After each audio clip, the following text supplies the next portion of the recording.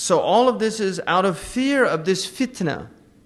Fitna is a beautiful word in that it conveys an immense amount of meaning in one word.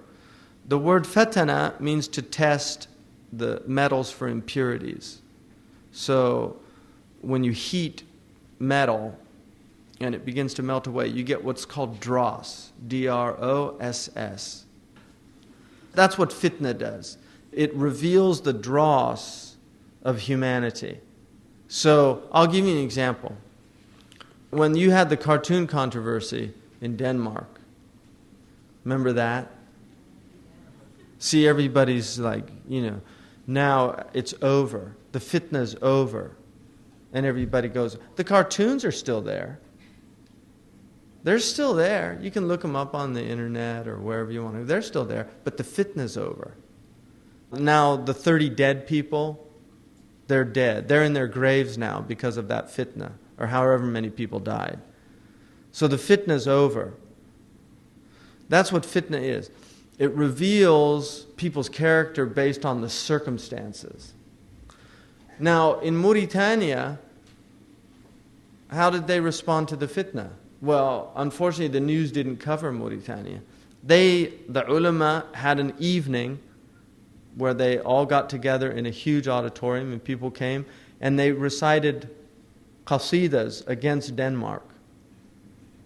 So they had a poetry protest where they had these Denimark, Markun Deniyun, Denmark, a low mark in history.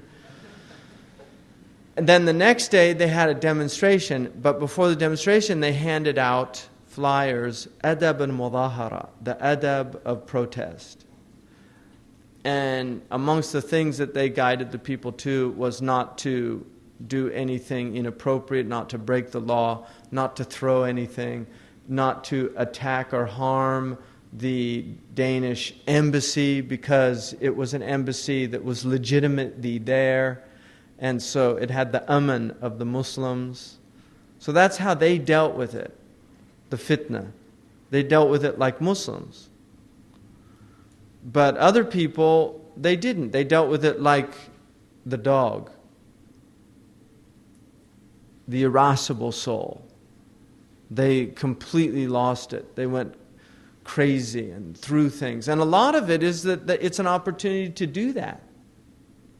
Because there's just a lot of pressure. A lot of those people, they're not religious people. They're just, a riot. Seriously. They just go to be in part of it's what's happening. Something's happening. I mean, there's some places I know, there's some in South Asia, any excuse for a good riot. Right? In Karachi, it's a riot today. It's true or not true, people, that's what they want to go out and just riot. Because they're in a state. And so the circumstance provides the excuse to behave accordingly. That's what fitna is. So out of fear of fitna, we've been commanded to dispel ignorance with intellect. In every situation. Because in every situation, if it's an ethical situation, there's either jahal or aql. Now, one of the meanings of jahal is also to act with zealousness. It's to act without hilm. Hilm is forbearance. Kana ahlam an-nas. He was the most forbearing of men. He never lost it. If you study his seerah, you will not see that the Prophet ﷺ ever lost control of his nature. It didn't happen because he was always in possession of his aql. And the aql ya'qilu, it restrains. And so even when he was angry, his anger was measured. It was measured. It was appropriate. Because there's a time for anger. It's not just accept everything and don't get angry. No, you should get angry. And things should make you angry that are unjust, that are improper. But how does that anger manifest? That's the difference. So the Prophet ﷺ, كما قال النبي صلى الله عليه وآله وسلم, ما من أحد إلا وله شيطان ولي شيطان وَإِنَّ اللَّهَ قَدْ أَعَانَنِي عَلَى الشَّيْطَانِ حَتَّى أَسْلَمْ. There's none of you except that he has a demon. Even I have a demon. The Prophet ﷺ, even I have a demon. But Allah has helped me with my demon and he became a Muslim. So he's telling us there, you have a demon. When Aisha got very angry, the Prophet ﷺ said, "Ataki shaitanuki? Did your shaitan give you a visit?" And he said, "Awali shaitan ya Rasulullah, do I have a demon?" Everybody has a demon. So now you know. So what's going on? Are you behaving as a human being, or are you under the influence of a demon in your behavior? That's the question. Is this from your demon? The Greeks believed that too also. They called it the daemon. That there was a spirit that influenced people. And it was either negative or positive. So those are the four things. So the kalb is the quwwa al-ghadabiyya. It's the irascible soul. The metaphor of that. I gave a talk in Oxford, and I was talking about the Danish cartoons. And I said in the talk that if you have a sleeping dog and you go and you take a stick and you hit it and then it bites you, who's responsible? Morally, who's responsible? Is the dog responsible for biting you? Or are you responsible for eliciting that response from the dog? And that's an ethical question. And one of the Muslims got really upset that I was like comparing Muslims to dogs. But I was basing it on this idea that this is part of the Muslim ethical tradition, that the dog is the irascible part of your soul, and the dog is a good quality when it's guarding, when the dog is guarding. But if it's biting your baby and tearing its leg off, like the pit bull, people that have pit bulls. And so the neighbor's baby is out playing and the person, his pit bull goes over and eats. That happens in America. You have people that have pit bulls. There's people that have pit bull natures. And they're not aware of it. So if you don't have your pit bull nature on a leash, so that when it's going crazy, you're restraining it so that it doesn't go and eat the next door neighbor's baby. So that's the dog nature. And then you have the khinzir nature. People have the khinzir nature, the pig nature. The pig eats all day long. It lives in its own filth. If it gets too hungry, it will eat its own children. That's the pig. So that's the pig nature will actually destroy the human being if it gets out of control. But if you can control it, then it becomes beneficial for you. And then shaitan, the demon, and then the malak. He also calls it the Sheikh, which is the sage as well. So وَكَذَلِكَ الشَّهْوَ وَالْغَضَبْ. Like that is the concupiscent and the irascible. ينبغي أن يكون تحت يد العقل فلا يفعل شيئا إلا بأمره. So it has to be under the sovereignty, the control of the intellect, so that they do not do anything except with the command of the intellect. The intellect is the one guiding the concupiscent and the irascible, the dog and the pig. It's the shepherd. The intellect is the shepherd of these two qualities. فَإِنْ فَعَلَ ذَلِكَ صَحَ لَهُ حُسْنُ الْأَخْلَاقِ. If he is able to do that, then the result is beautiful characteristics. The result is virtue. That's the result, that the person becomes a virtuous character. وَهِيَ صِفَاتَ الْمَلَائِكَةِ, and these are the qualities of angels. وَهِيَ بَذْرُ السَّعَادَةِ, and this is the seed of felicity in the next life. You're planting the seeds of felicity in the next life by acting according to this. وَإِنْ عَمِلَ بِخِلَافِ ذَلِكَ فَخَدَمَ الشَّهْوَةَ وَالْغَضَبَ صَحَّ لَهُ الْأَخْلَاقُ الْقَبِيحَةِ. But if they act in contradiction to that and serve the concupiscent and the irascible soul, the result is vile qualities. The result is vicious character. وَهِيَ صِفَاتُ الشَّيَاطِينَ, and these are the qualities of demons. وَهِيَ بَذْرُ الشَّقَاء, and these are the seeds of wretchedness in the next life.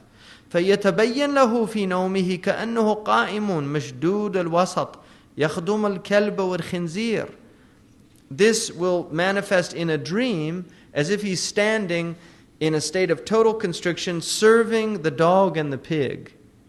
So if somebody sees in their dream that they're serving a dog or a pig, and they're in a state of constriction, this is what it means. That's what he's saying, that in the science of dreams, that's what that means. وَكَانَ مَثْلُهُ كَمَثْلِ رَجُلٍ مُسْلِمٍ يَأْخُذُ رِجَالًا مُسْلِمِينَ يَحْبِسُهُمْ عِنْدَ كَافِرِينَ. And this type of person is comparable to the one who takes a group of Muslims prisoner and hands them over to kafirin, to disbelievers. It's as if you're taking the intellect prisoner and you're giving the intellect, the Muslim, you're giving them over to the kafirin. That's what he's saying. That when you surrender your will to your concupiscent and your irascible soul, to the pig and the dog and the demon, this is what you've done. You've surrendered Muslims to the kafirin. Because they're ingrates. They don't appreciate the ni'mah, the blessings. فكيف يكون حالك يوم القيامة إذا حبست الملك وهو العقل. So how will you be on the day of judgment if you have jailed the angel, your intellect, or jailed the king? It could be either one. تحت يد الشهوة والغضب, under the sovereignty of desire and anger. You've taken the king and put the king under the sovereignty of desire and anger. How will your state be? وَهُمَ الْكَلْبُ وَالْخِنْزِيرُ. So you've put the king into the hands of the dog and the pig.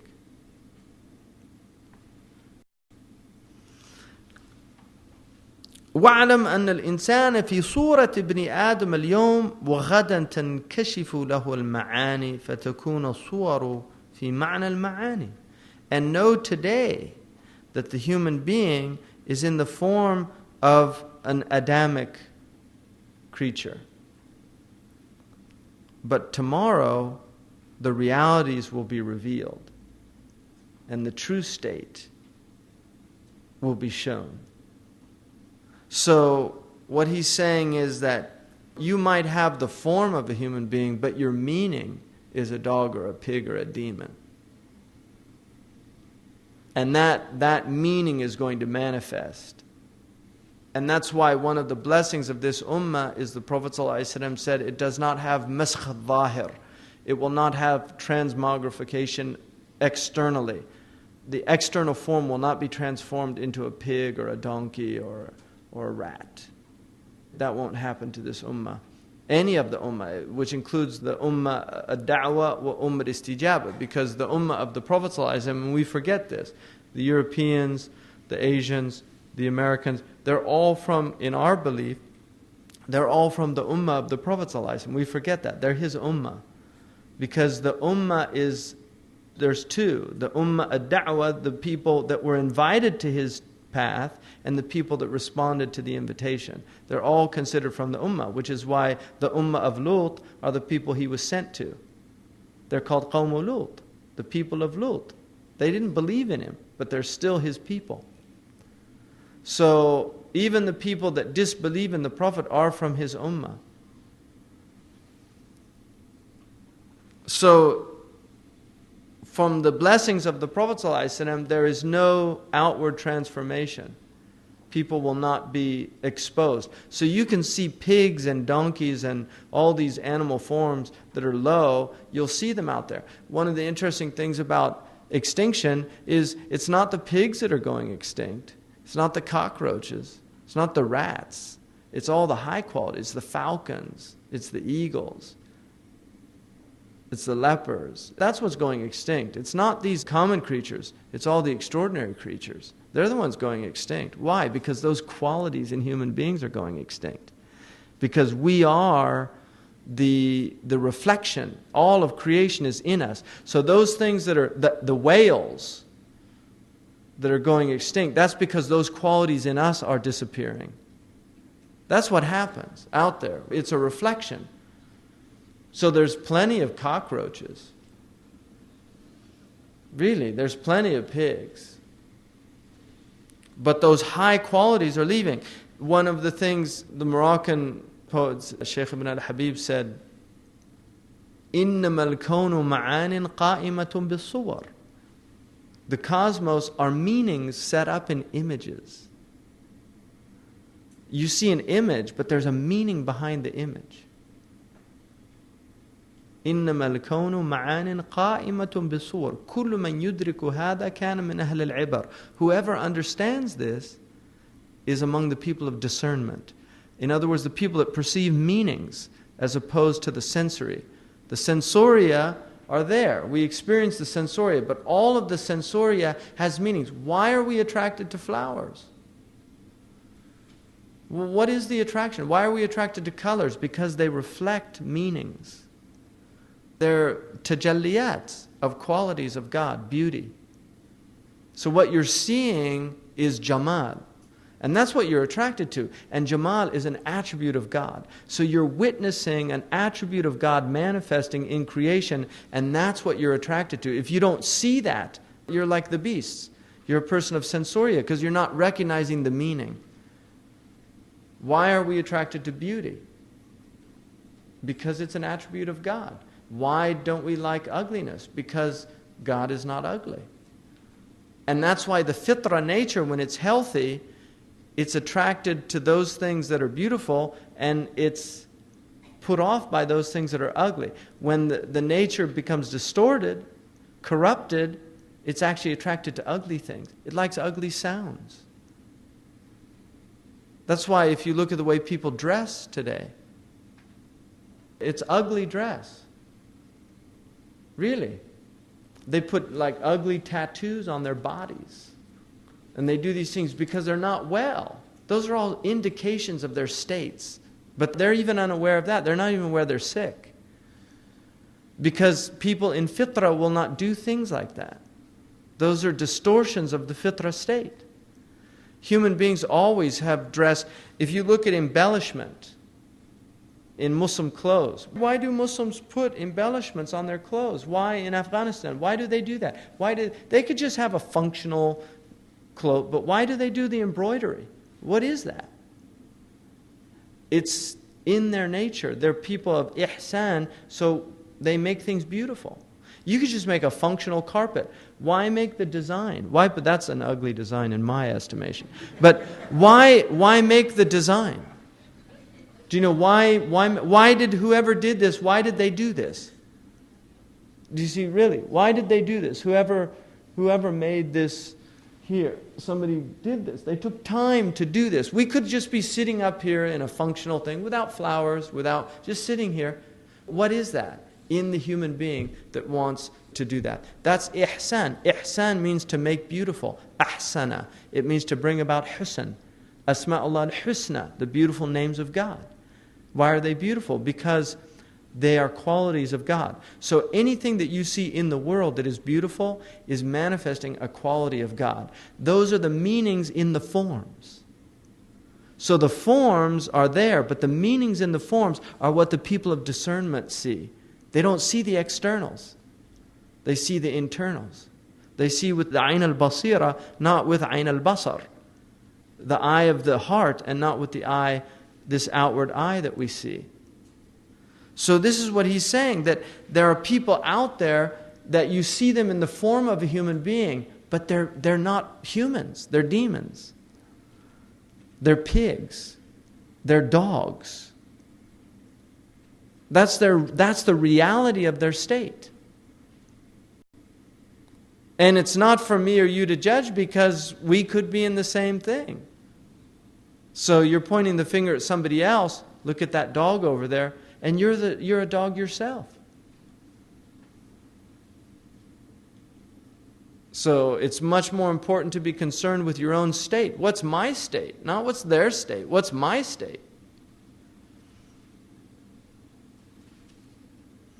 فَأَمَّا الَّذِي غَلَبَ عَلَيَّ الْغَضَبُ فَيَقُومُ فِي صُورَةِ الْكَلْبِ. So those who are overwhelmed by the irascible soul, they will stand on that day like a dog. وَأَمَّا الَّذِي غَلَبَ عَلَيَّ الشَّهْوَ فَيَقُومُ فِي صُورَةِ الْخِنْزِيرِ. And those who are overwhelmed by their concupiscent soul, they will stand on that day as a pig. لِأَنَّ الصُّوَرَ تَابِعَةٌ لِلْمَعَانِي. Because the forms follow the function. The forms follow the qualities. In physiology, you say form follows function. Whatever the function of the organ is, the form follows the function. Whatever the function of the organ is going to be designed to fulfill that function. So, this is the reality, is that these forms will follow the meanings. وَإِنَّمَا يُبَصِّرْ النَّائِمُ فِي نَوْمِهِ مَا صَحَّ فِي بَاطِنِهِ. So people see in their sleep the reality of their inner state. وَإِنَّمَا عَرَفْتَ أَنَّ الْإِنسَانَ فِي بَاطِنِهِ هَذِهِ الْأَرْبَعَةِ. So now you know, the reality of man, his internal reality is one of these four. فَيَجِبُ أَنْ يُرَاقِبَ حَرَكَاتِهِ وَسَكَنَاتِهِ وَيَعْرِفَ مِنْ أَيِّ الْأَرْبَعَةِ هُوَ. So it is absolutely necessary that the person is vigilant and observes his movements, his states of movement and stillness, to see among which of the four does he belong. So this is about introspection, looking at yourself, reflecting on your behavior, on your character. What am I? Am I a pig? Am I a dog? Am I a demon? Or am I an angel?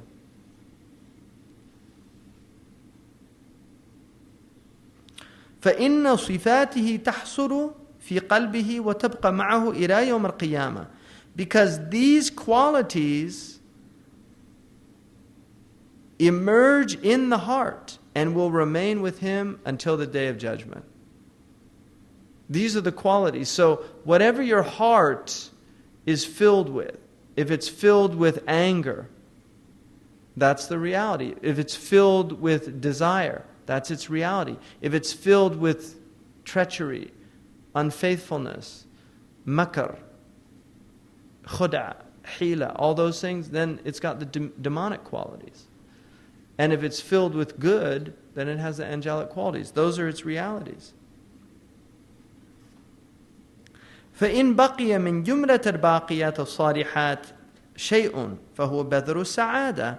So if those things, the baqiyat al-salihat, the righteous, perpetual truths that go on forever, your dhikr, your prayer, your charity, your zakat, your hajj, all of those qualities, every good act that you did, even smiling in the face of your brother or sister, right?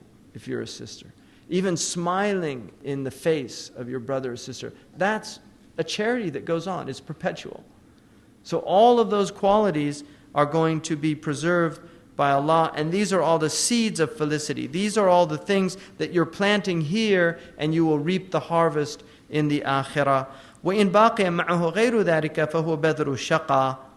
And if anything remains other than that, these are the seeds of wretchedness. These are the seeds of damnation. وَإِبْنُ آدَمْ لَا يَنْفَكُ وَلَا يَنْفَصِلُ عَنْ حَرَكَةٍ أَوْ سُكُونٍ وَقَلْبُهُ مِثْلُ الزُّجَاجِ And the son of Adam is neither free of nor released from motion or stillness. You're either in motion, you're either doing something, or you're not doing something. You're either in a state of haraka or sakana. Right? In the du'as of the Prophet ﷺ, the fi harakati wa sakanatihi, right? Fi harakati wa sakanati, in my motion and my stillness. So you're in one state or the other. And your heart is like a glass. It's like a glass. وَأَخْلَاقَ السُّوءِ كَالدُّخَانِ وَالظُّلْمَةِ. And the foul characteristics are like smoke and like darkness. They're going to distort the glass so that you can't see through the glass. فَإِذَا وَصَلَ إِلَيْهِ ذَلِكَ أَضْرَمَ عَلَيْهِ طَرِيقَ السَّعَادَةِ. So if these bad qualities reach the heart, then they cause a darkness that does not enable you to see with clarity. فإذا وصل إلى القلب, and then also وأخلاق الحسن كالنور والضوء, and the good characteristics are like light and clarity. فإذا وصل إلى القلب طهره من ظلم المعاصي. If they reach the heart, they purify the heart from the darkness of disobediences. From the darkness of disobedience. If these good qualities are being acted, then they cause a light to emanate in the heart. So the heart becomes functional. You can see with it. كما قال رسول الله صلى الله عليه وسلم أتبع السيئة الحسنة تمحها. Follow up a bad deed with a good deed, so it wipes it. The effects of it are wiped away. It's a polishing because there's oxidation that occurs, and that's what he's saying. وَالْقَلْبُ إِذَا مُضِيءٌ إِمَّا مُضِيءٌ أَوْ مُظْلِمٌ وَلَا يَنْجُو إِلَّا مَنْ أَتَى اللَّهَ بِقَلْبٍ سَلِيمٍ. And the heart is either illuminating or it's in darkening. It's one of the two. It will either darken or it will enlighten. And no one has salvation unless they come to Allah subhanahu wa ta'ala with a sound heart. لا ينفع مال ولا بنون إلا من أتى الله بقلب سليم. There's no benefit on that day except the one who comes to Allah with a sound heart. Alhamdulillah. Jazakumullah khair. اللهم صل على سيدنا محمد وعلى آله وصحبه وسلم تسليما. سبحان ربك رب العزة عما يصفون والسلام على المرسلين والحمد لله رب العالمين. End of CD 3.